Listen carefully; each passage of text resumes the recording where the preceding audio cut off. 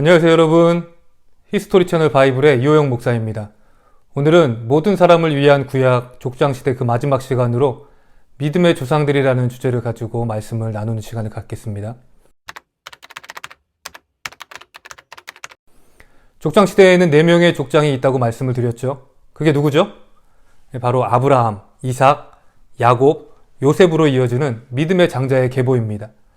아브라함을 제외한 다른 족장들은 이 장자가 아니었지만 그들은 믿음의 계보를 통해 장자의 축복을 이어받았습니다. 이 믿음의 계보를 이어받은 족장들의 삶을 통해 우리는 그들을 어떻게 평가를 하고 있나요? 아브라함은 믿음의 조상이라 부릅니다. 이삭은 모든 성도들에게 순종의 모델이 되었고요. 야곱은 침노하는 자의 모델이 되었으며 요셉은 꿈꾸는 자의 모델이 되었습니다. 이 4명의 조상이 우리의 모델이 되어서 이 세상에서 우리가 어떻게 삶을 살아야 하는지에 대한 좋은 본보기가 되어주죠. 그런데요, 이 4명의 족장을 믿음, 순종, 침노, 꿈의 모델이라 평가하기에는 그들의 삶이 뭔가 부족해 보입니다. 결과론적으로 그들이 이렇게 평가되어지는 것이 맞다 이렇게 생각이 될 수도 있지만 이들의 삶의 과정 속에서 일어난 사건들을 보면 전혀 그렇지 않다는 것을 우리는 금세 발견할 수가 있기 때문이죠. 아브라함에 관해서 이미 앞선 시간에 언급하였던 것처럼 믿음의 조상이라고 불리기에는 하나님의 약속을 믿지 못했던 그의 과거가 발목을 잡고 있습니다. 자신에게 아들을 주시겠다는 하나님의 약속을 믿지 못하고 자신의 충실한 종이었던 엘리에셀에게 모든 유산을 나눠주려 했던 행위와 조급함에 하갈을 통해서 아들을 낳았던 그 행위들은 모두 아브라함의 불신앙을 잘 나타내는 사건이었습니다. 이뿐인가요? 자신의 아내 사례를 2번이나 팔아먹은 그런 행위는 입이 10개라도 할 말이 없는 아브라함의 중대한 실수였습니다. 이렇듯 이 아브라함은 믿음의 조상이라 불리기에는 뭔가 부족한 사람이었습니다. 그렇다면 이삭은 어떤가요? 순종의 모델이라 말할 수 있는 사건은 오직 어린 시절 아버지와 동행하였던 모리아산에서 자신을 제물로 바치려 했던 아버지의 행위에 순종을 하였던 사건뿐입니다. 하나님께서 직접 이삭에게 말씀하셨던 이 큰 자가 작은 자를 섬기리라 이 명령에 대해서 이삭은 에서를 향한 이 편애에 눈이 멀어서 그 말씀에 순종치 않았습니다. 그랬기에 이 창세기 27장 1절 말씀은 이삭이 나이가 많아 눈이 어두워 잘 보지 못하더니 이렇게 기록을 하므로 이삭이 눈이 멀어서 영적으로 분별할 수 없는 지경에 이르렀음을 우리에게 말을 해주고 있습니다. 그랬기에 이 야곱에게 축복을 주시기로 계획하신 하나님의 말씀을 듣지 않고 끝까지 에서에게 장자의 축복을 베풀려고 하였던 것입니다. 이로 인해서 가정에 불화가 일어나게 되었고요. 야곱은 집에서 쫓겨나는 그런 신세가 되었습니다. 야곱도 마찬가지입니다. 야곱은 천국은 침노하는 자의 것이라 이 말씀처럼 장자의 축복을 받기 위해서 최선을 다했습니다. 침노를 해서라도 축복을 얻기 위해 애쓴 그의 모습을 보며 침노하는 자의 모델이라 이렇게 말을 하기도 하지만 자세히 그의 삶을 들여다보면 전혀 그렇지가 않습니다. 야곱은 자신이 원하는 것을 얻기 위해 형을 속이고 아버지를 속이는 등 교활한 자의 전형이 되었습니다. 교활하게 남의 것을 뺏는 그런 행위를 침노하는 행위라 부를 수 있다면 이 세상에서 성공을 위해 남을 짓밟는 행위도 정당화시키고 미화시켜야만 하겠죠. 그렇기에 이 야곱의 행위는 지탄을 받을 수밖에 없는 것입니다. 이러한 자신의 행동으로 인해서 그의 인생이 험악해졌다는 것은 누구도 부인할 수 없는 사실이라는 것이죠. 그나마 요셉은 자신이 꾼 꿈 때문에 억울하게 당했다는 피해자처럼 보여집니다. 그러나 요셉의 삶을 자세히 들여다보면 요셉도 어린 시절에는 그리 좋은 성격의 소유자가 아니었습니다. 형제 12이 한 아버지 밑에서 자란다고 상상을 해보세요. 아버지에게 인정받기 위해서 모두가 열심히 양을 치고 자기에게 주어진 그 일을 감당하며 살아가고 있는 상황 속에서 요셉이 아버지의 사랑을 독차지할 수 있었던 이유는 그의 어머니였던 라헬의 뒷배 덕분이었습니다. 아버지 야곱은 가장 사랑했던 라헬을 갑작스럽게 떠나보내야만 했던 아픔을 그의 혈육이었던 요셉에게 투영하여서 요셉을 누구보다 편애하게 되었죠. 그에게는 이 형들은 꿈도 못 꿀 채색 옷을 입혔고요.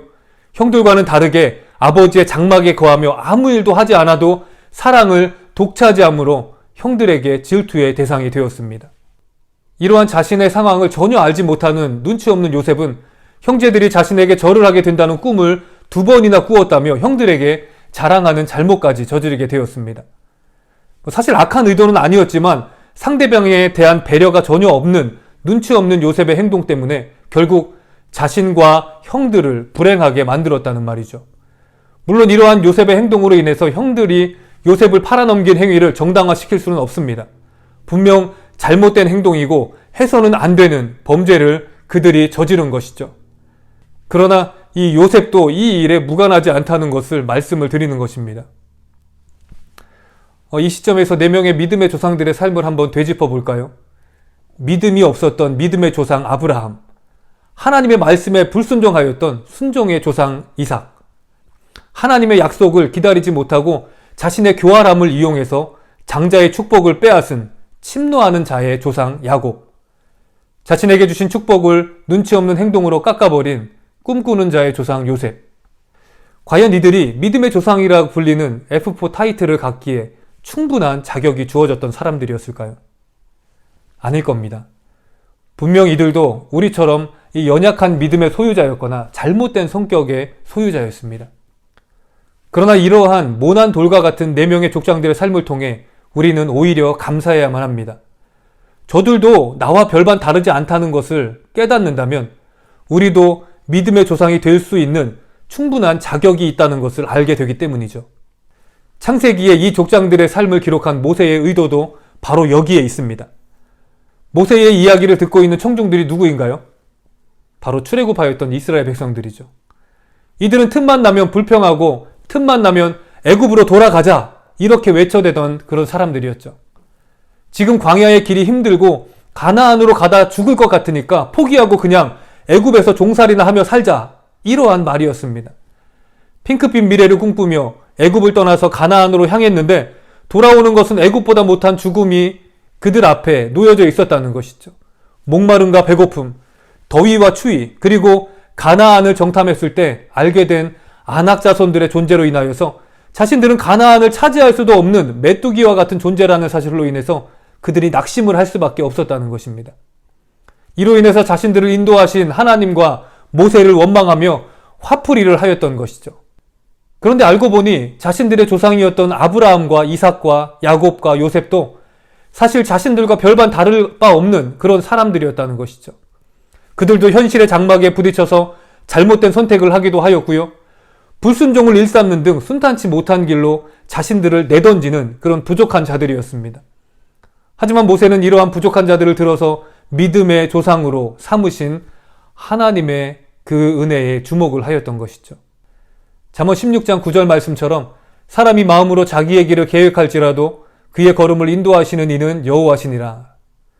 여호와 하나님의 계획에 의해서 믿음의 조상들의 모난 모습들이 깎이고 다듬어져서 그의 걸음들을 인도하시는 하나님의 뜻을 깨닫게 되는 그날이 이른다는 사실을 이스라엘 백성들에게 말씀하여 주셨다는 말입니다. 이 조상들의 이야기를 통해서 이스라엘 백성들은 자신들의 길도 인도해 주시는 여호와 하나님을 기대하며 계속해서 광야에서의 삶을 살았고 결국 가나안으로 입성할 수 있었습니다. 이 창세기의 말씀은 출애굽 시대의 이스라엘에게만 주어지는 그 말씀이 아니라 우리에게도 똑같이 주시는 하나님의 말씀이죠. 이 말씀을 붙들고 많은 사람들이 믿음의 조상의 길을 걸어갔고요. 똑같이 실패를 하면서도 끝까지 가야 할 길을 걸어갈 수가 있었습니다. 어렸을 때 주기철 목사님의 일사각오에 대한 엄청난 영웅담을 듣고 자랐습니다. 설교 말씀에서도 그리고 이 부활절 연극에서도 못이 박혀있는 길을 맨발로 걸으면서까지 주님을 부인하지 않았던 주기철 목사님의 모습을 상상하며 이 믿음을 다짐하기도 하였는데요. 나는 절대로 할 수 없을 것 같은 일을 거침없이 행하시는 주기철 목사님은 마치 이 딴 세상의 사람만 같았습니다.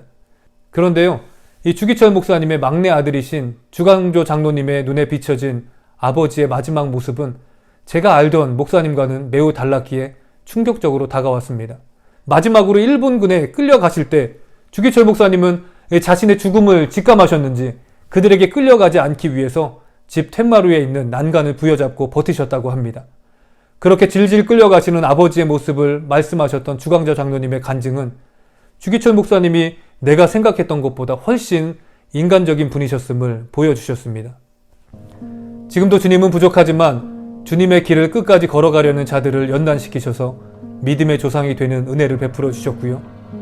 그들을 통해 하나님의 나라가 이어지는 역사를 계속해서 만들어 나가십니다. 이 믿음의 길에 초대된 우리가 끝까지 포기하지 않고 그 길을 걸어가야 하는 이유가 바로 여기에 있습니다. 우리의 걸음을 인도하시는 주님께서 우리가 이 포기하지 않고 좌로나 우로나 치우치지 않도록 늘 우리와 함께하여 주실 것을 기대하며 아브라함과 이삭과 야곱 그리고 요셉처럼 끝까지 믿음의 길을 걸어나가는 하나님의 자녀들이 되었으면 좋겠습니다. 오늘은 여기까지 말씀을 드리고요. 다음 시간에는 히스토리 채널 바이블 특별편으로 웨슬리 목사님의 선교지인 사바나 탐방을 떠나보겠습니다. 그럼 오늘 하루도 평안하십시오. 감사합니다.